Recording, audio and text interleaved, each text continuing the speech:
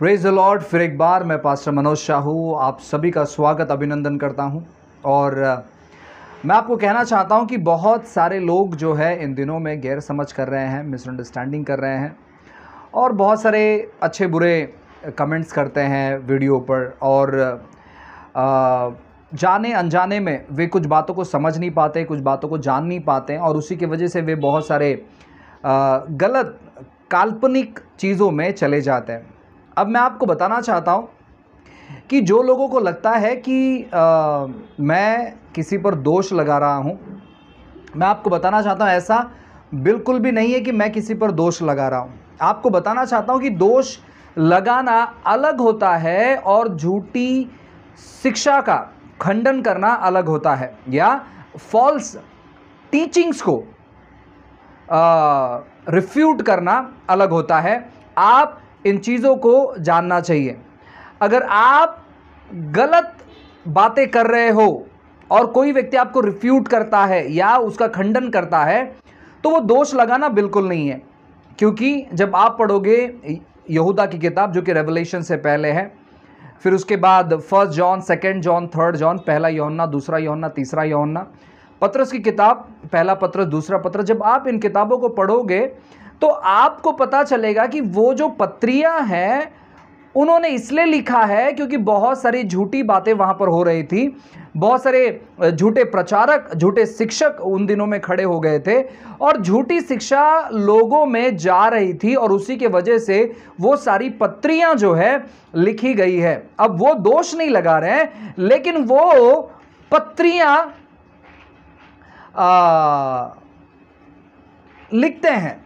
अब मैं आपको बताना चाहता हूं कि मैं दोष नहीं लगा रहा हूं। बाइबल में एक हादसा है, लिखा गया है कि कुछ शास्त्री और फरीसी लोग एक व्यभिचार में जो महिला पकड़ी गई थी उस महिला को यीशु के सामने लेकर आते हैं।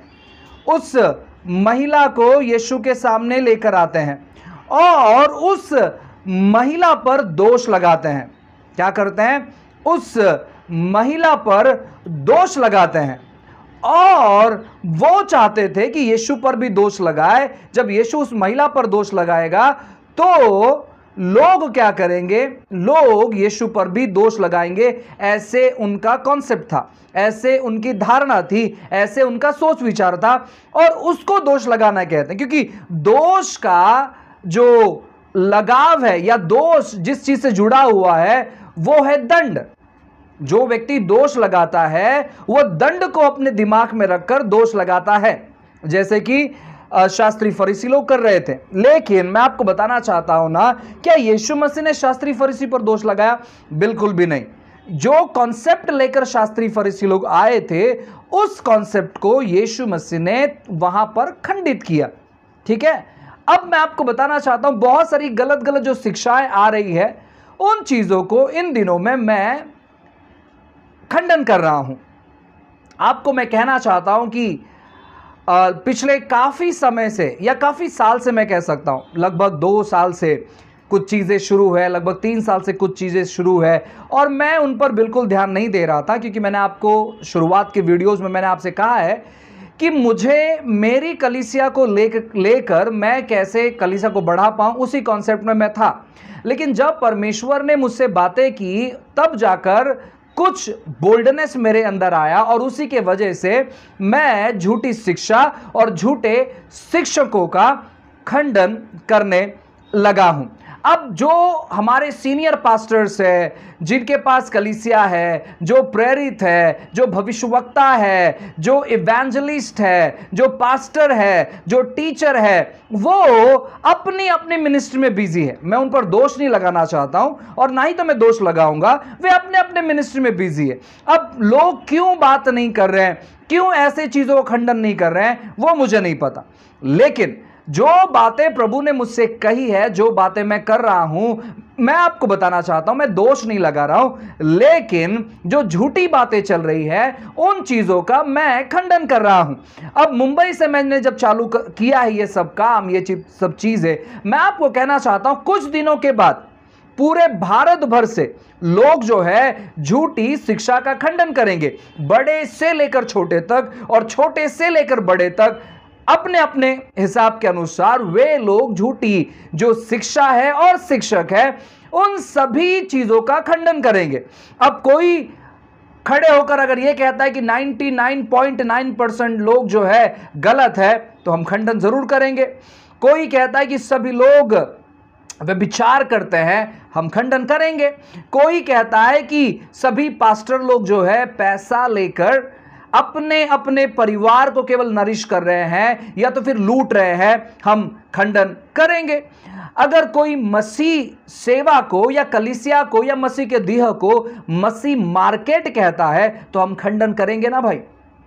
अब आप अगर हमें रोकना चाहते हो, मैं आपको बताना चाहता हूं कि आप नहीं रोक सकते हैं, क्योंकि आपने जो झूठी बातें फैला कर रखी है, आपने जो मार्केट चालू किया है ना, आपके लैंग्वेज के अनुसार, मैं आपको बताना चाहता हूं वो आपके अनुसार मार्केट है, लेकिन हमारे लिए वह मसीह का दिया है।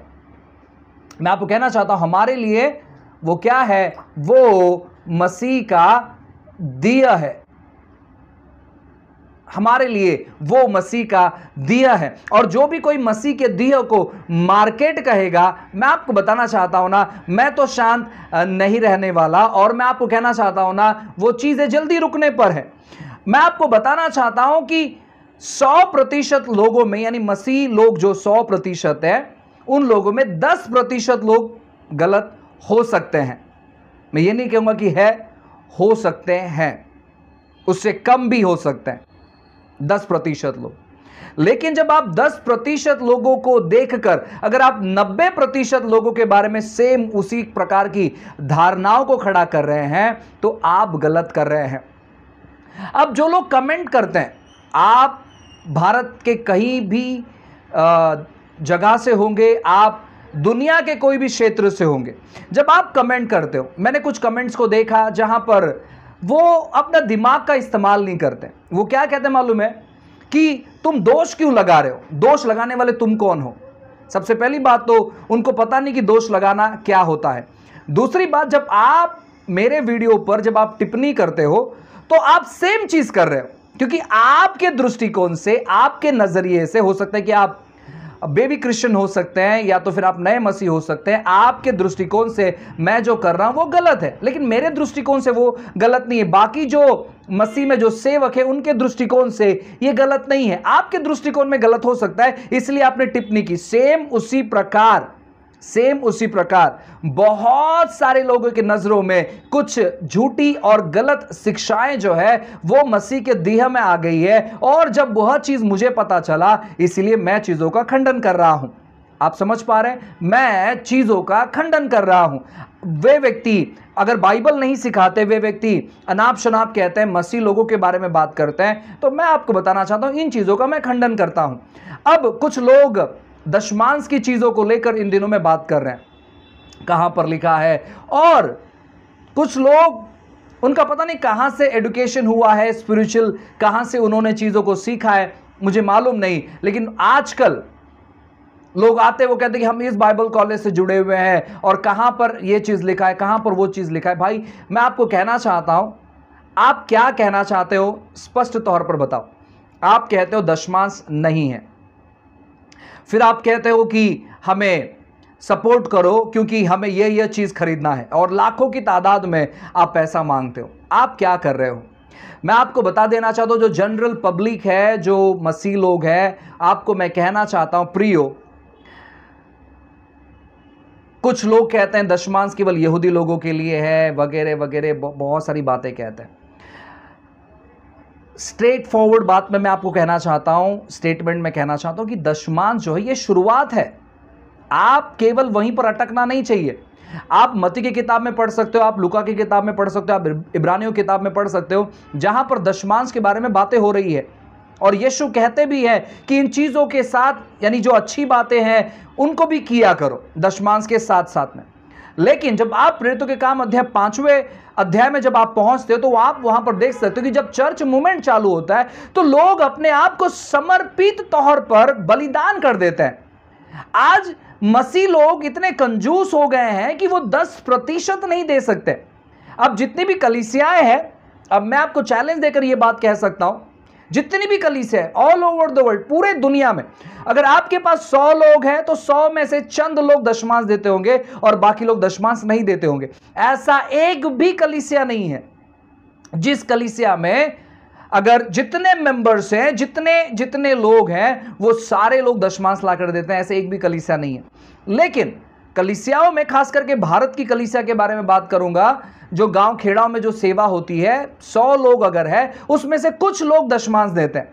अब ये झूठे प्रचारक के अनुसार दशमांश नहीं देना है। अब लोगों को क्या आकर्षण मिल गया यहां पर, या कैसे आकर्षित हो गए कि चलो दशमांश नहीं देना है, कितना अच्छा सिखा रहे, और उन्हीं बातों को लेकर उन्होंने दशमांश देना बंद कर दिया। कोई प्रॉब्लम नहीं है, पास्टरों को प्रॉब्लम नहीं होगा, क्योंकि पास्टर जो है आपके दशमांश पर डिपेंड नहीं है, वे परमेश्वर के राजदूत हैं और प्रभु उनको प्रोवाइड करेगा। लेकिन आपकी गलतफहमी दूर करने के लिए मैं आपको बताना चाहता हूं, जब आप ऐसी शिक्षा में फंस जाते हो तो आप दरिद्र होना चालू हो जाते हो, क्योंकि अगर आप बोते नहीं तो आप कटनी नहीं कर पाओगे। ये एक यूनिवर्सल लॉ है, ये पूरे संसार के ऊपर लागू है। अगर आप बोओगे नहीं तो आप कटनी काट नहीं पाओगे। और यह व्यक्ति आपके जीवन में दरिद्रता को लेकर आना चाहता है, और उसी के वजह से ऐसी शिक्षाओं को रोकना बहुत जरूरी है। अब जो 100% मसीह की कलीसिया है, जैसे कि मैंने कहा 10% लोग गलत हो सकते हैं। 10% लोग ये कहते होंगे कि देखो आपने 5 महीने से दशमांश नहीं बोया, आपको 5 महीने का दशमांश बोना है। 10% लोग ऐसे कहते होंगे कि देखो आपने चर्च के सामने बेइज्जती करते होगे, वो बात अलग है। लेकिन 90% जो पास्टर लोग हैं वो जनरली मांगते हैं, वो किसी घर पर जाकर ये नहीं कहते हैं कि आपका दशमांश आपने बोया नहीं, आपका दशमांश दो।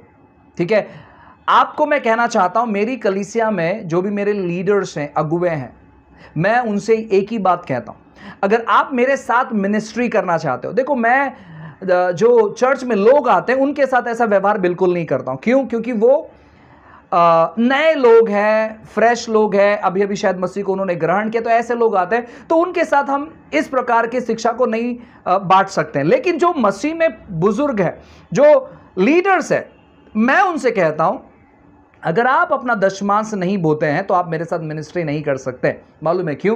क्योंकि वो 10% अगर आप ईमानदारी से नहीं देते हो तो 90% आप समर्पित जीवन प्रभु के साथ कैसे बिताओगे? आप इन चीजों को समझिए। अब दशमांश ही देना ऐसा नहीं है। नए नियम के अनुसार आपको काम करना है परमेश्वर के राज्य के लिए। नए नियम के अनुसार आपको व्यवसाय करना है परमेश्वर के राज्य के लिए। नए नियम के अनुसार आपको अपना जीवन समर्पण करना है प्रभु के राज्य के लिए। नए नियम के अनुसार आप जिस क्षण यीशु को अपने जीवन में ग्रहण करते हो, जिस क्षण में आपका बपतिस्मा हो जाता है, उस क्षण में आप मर जाते हो और मसीह आपके अंदर जीवित हो जाता है, और उस दिन से परमेश्वर के लिए आपको अपना 100% देना है। लेकिन कुछ चंद पास्टर लोग हैं जो विश्वासी हैं, उनका घर पे अच्छा तनख्वाह आता है, उनका परिवार के सदस्य कमाते हैं और लगभग लाख रुपए तक घर में आता है। और ऐसे लोग क्या करते हैं मालूम है? कि ऐसे लोग कलीसिया को बहकाते हैं। आपको मालूम है, जब आप शारीरिक रीति से बोना बंद कर देते हो तो आप काटना भी बंद कर देते हो। और ऐसी सारी बातों के वजह से हमारे जीवन में दरिद्रता आती है।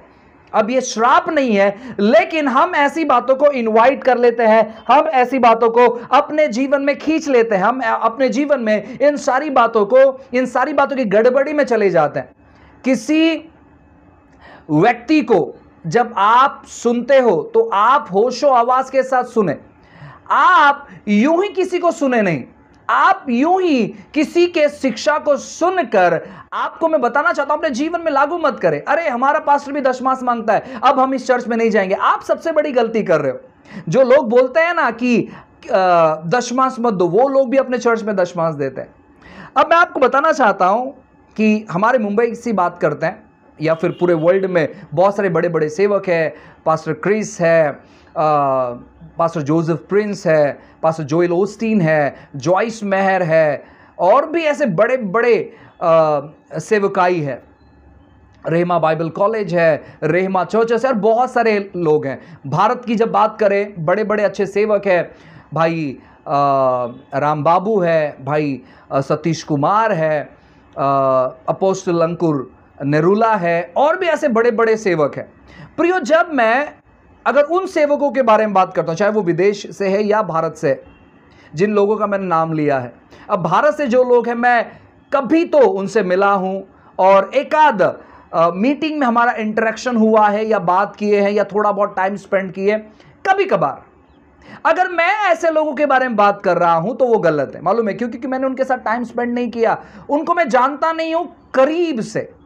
लेकिन जिस व्यक्ति को मैं करीब से जानता हूं और समझा बुझाने के बाद भी अगर कोई व्यक्ति नहीं सुनता है तो हमारा काम क्या है कि हम उन चीज़ों को खंडित करें, उन चीज़ों को खंडित करें। दोष नहीं लगा रहे, दोष लगाना पर्सनली हो जाता है। और मैं आपको बताना चाहता हूं ना कि मैं पर्सनली नहीं आना चाहता हूं किसी के बारे में भी, क्योंकि जब हम पर्सनली आते हैं तो बहुत सारी चीज़ें होती है, बहुत सारी चीज़ें होती है, ठीक है। सो पर्सनली हम किसी के नहीं आते, लेकिन जब बात आती है मसीह के दिए की तो भाई हमको खड़ा रहना ही पड़ेगा। बाकी के लोग खड़े हैं नहीं खड़े हैं उससे हम कुछ नहीं कर सकते, हम कुछ नहीं कर सकते। अगर जो मेरे कुछ मित्र हैं, दोस्त हैं जो मुझे फ़ोन करते रहते हैं, आप अच्छा कर रहे हो, आप अच्छा कर रहे हो। मैं आपको बताना चाहता हूँ ना, ये स्टेटमेंट को सुनकर ऐसे नहीं कि मैं और उत्तेजित होता हूँ, बिल्कुल भी नहीं।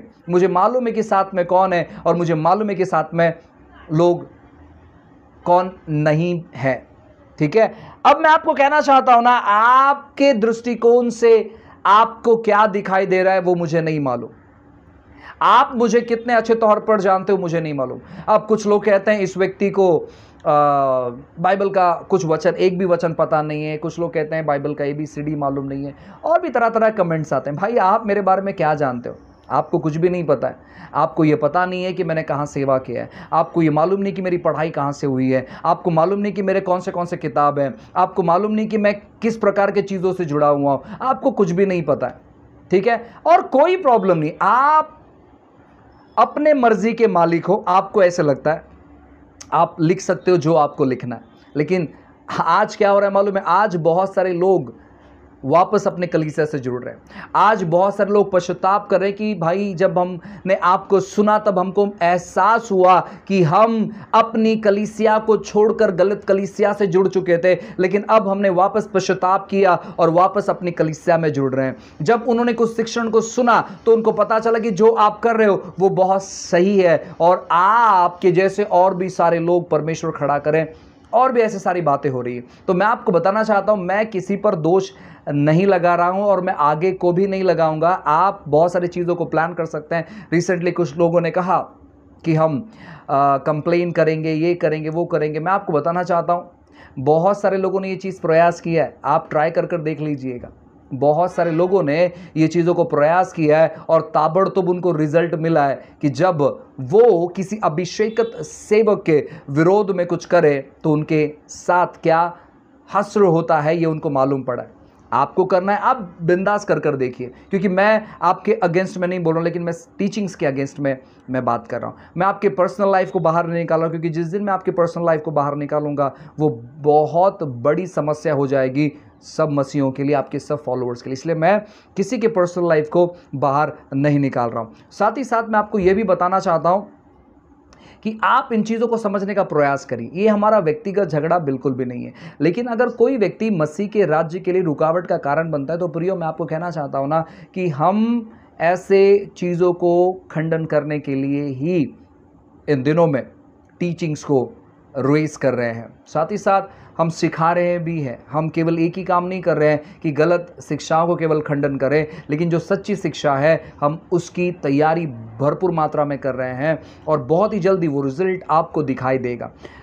सो प्रियो मैं आपको कहना चाहता हूँ और एक बात, जो भी मेरे व्यूअर्स हैं, जो लोग मुझे देखते हैं सुनते हैं, आपने बहुत अच्छे तौर पर हमें सपोर्ट किया है, हमें मदद किया है हर एक तौर पर। और कुछ ही दिनों से जब हमने यूट्यूब पर वीडियोस डालना चालू किया, आप बहुत सारे लोगों ने आपने सब्सक्राइब किया है, आपने कमेंट्स किया है, आप हमारे साथ में खड़े हैं। जितने भी पास्टर्स हमारे साथ में खड़े हैं आपको हम ब्लेस करते हैं और हम चाहते हैं कि आप हमारे साथ में खड़े रहें और साथ ही साथ सामने खड़े रहें। साथ में तो खड़े ही रहे, लेकिन सामने भी आपको खड़े रहना है। कुछ पास्टर बहुत अच्छे तौर पर सामने आकर बात करते हैं, कुछ लोग बात नहीं कर पाते हैं, लेकिन प्रभु आपको हिम्मत दे, हौसला दे सामने आकर बात करने के लिए। साथ ही साथ अगर आपने अभी तक हमारे चैनल को सब्सक्राइब नहीं किया है, आप हमारे चैनल को सब्सक्राइब करें, कमेंट करें, लोगों के पास ये बातों को लेकर जाए ताकि लोग जो है अपने अपने बंधनों से बाहर निकले। जिस टीचिंग्स को सुनकर वे बंधन में फंस गए हैं, ऐसे बंधनों से बाहर निकले। अपनी अपनी कलीसिया को सतर्क करें, झूठी शिक्षा क्या है ये अपनी कलीसिया में शेयर करना चालू करें, अन्यथा आपकी कलीसिया के लोग जो है भटक सकते हैं ऐसी गलत शिक्षाओं को सुनकर जो इन दिनों में मसीह क्षेत्र में। साथ ही साथ मैं आपको बताना चाहता हूं कि जो भी मसीह की कलीसिया को मसीह मार्केट कहता है, ऐसे लोगों को बिल्कुल नहीं सुनना। जो भी लोग गलत गंदी बातों का ज़्यादा इस्तेमाल करते हैं, ऐसे लोगों को बिल्कुल नहीं सुनना।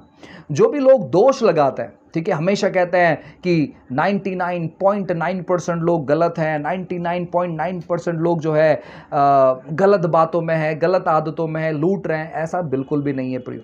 10% चीज़ों में ये हो सकता है।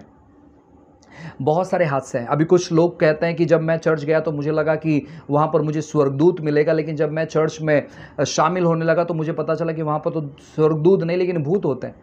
ये आपका अनुभव है प्रियो, ये हम सब लोग ऐसे अनुभव से हम गुजरते हैं, ठीक है। इसका मतलब ये नहीं कि चर्च गलत है।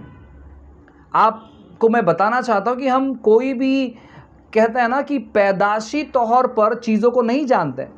जैसे जैसे हम मसीह में आगे बढ़ते हैं वैसे वैसे टीचिंग्स को सीखते हैं, सुनते हैं और उस हिसाब से हम आगे बढ़ते। तो बहुत सारी गलतियां होती हैं और हमें गलतियों को सुधारना है, हमें गलतियों को सुधारना है। जो भी लोग गलत कर रहे हैं आपको अपनी गलतियों को सुधारना है। आप गलतियों को कैसे सुधार सकते मालूम है क्या? परमेश्वर की ओर देखते हुए, अपनी गलती की ओर देखते हुए नहीं। जैसे आप प्रभु की ओर देखोगे आपके गलतियों में सुधारना होगी या आपकी गलत आदतों में परिवर्तन होगा और आप अच्छी आदतों से जुड़ोगे। आपसे जो गलतियां होती थी बार बार, वहाँ पर परमेश्वर उस गलतियों से आपको बाहर लेकर आएगा जब आप परमेश्वर की ओर ध्यान दोगे। इसलिए पास्टर मनोज शाहू आप में से किसी के भी सेवक पर दोष नहीं लगाता है, लेकिन हम झूठी जो शिक्षा है उसको खंडित करते हैं। साथ ही साथ मैं आपको ये बताना चाहता हूँ कि आपको सच्चाई के साथ खड़ा रहना बहुत ज़रूरी है। प्रियो, अगर आप नए मसीह लोग हैं, मैं आपको कहना चाहता हूँ कि आप इन चीज़ों को ना सुने या इन चीज़ों के बारे में क्या कहता है ना, इन चीज़ों को नज़रअंदाज करें। एक इसमें मैं कहना चाहता हूँ, अगर आप नए मसीह लोग हैं, आप बाइबल पर ध्यान दें। जो भी मसीह व्यक्ति, सभी लोग, देखो हम कुछ लोगों को एड्रेस करते हैं, कुछ लोगों के बारे में बात करते हैं, लेकिन जब आप सब मसीह लोगों को गलत कहते हो तो वो गलत है। इसलिए आप ऐसे लोगों को सुनना बंद करो। इसलिए आप ऐसे लोगों को अनसब्सक्राइब करो ताकि उनके वीडियो जो है आपके मोबाइल पर पॉपअप ना हो, ठीक है। तो इन चीज़ों को ध्यान रखिए, सच्ची शिक्षा के साथ जुड़े रहे, सही शिक्षा के साथ जुड़े रहे। ये समय है परमेश्वर के दिए के साथ खड़े रहने का। इन बातों को जाने, किसी पर दोष मत लगाए, किसी पर दंड नहीं लेकर आए, बेकार के कमेंट्स ना करें, क्योंकि जब आप कमेंट्स करते हो कि प्रेम सहनशील है तो भाई आप सहनशील होना चाहिए। वो वचन आपसे बात कर रहा है, लेकिन आप क्या कर रहे हो मालूम है? ऐसी चीज़ों को सुनकर जब आप कमेंट करते हो तो आप क्या करते हो, आपके अनुसार आपको लगता है कि हम दोष लगा रहे हैं, परंतु आप दोष लगा रहे हुए होते हो। इन चीज़ों को आप समझने का प्रयास करिए। हम बिल्कुल नाराज़ नहीं हैं आपसे, आपके दृष्टिकोण में जो अच्छा लगता है वो करें, लेकिन प्रार्थना पूर्वक करें और जाने जो चीज़ें शुरू है उन चीज़ों को जाने। कोई व्यक्ति पवित्र आत्मा को कुछ भी कहता है तो हम शांत नहीं रह सकते, हमें बताना ज़रूरी है कि असल क्या है। कोई व्यक्ति कलीसिया को कुछ भी कहता है तो हमें बताना ज़रूरी है कि कलीसिया मार्केट नहीं है, कलीसिया प्रभु की दिया है जो यीशु मसीह के खून और खून बहाने के ज़रिए जो है ना, जान देने के ज़रिए जो है ना, क्रूस पर मरने के ज़रिए, पुनरुत्थित होने के ज़रिए तैयार हुई है। और अगर कोई व्यक्ति इसको मार्केट कहता है, सोचो अगर हम शांत रहें तो क्या होगा। कोई व्यक्ति अगर कोई सेवकों को गलत कहता है तो हमें वहाँ पर स्टैंड लेना चाहिए कि भाई आप गलत कह रहे हो और आपको रिपेंट करना है, क्योंकि आपका जो शिक्षा है वो गलत है। और यही चीज़ हम इन दिनों में कर रहे हैं। हमारे लिए प्रार्थना करते रहें, आप हमारे साथ जुड़े रहे। अगर आपने सब्सक्राइब नहीं किया है तो सब्सक्राइब करें। God bless you. प्रभु आपको बहुतायत से आशीष करें। God bless you.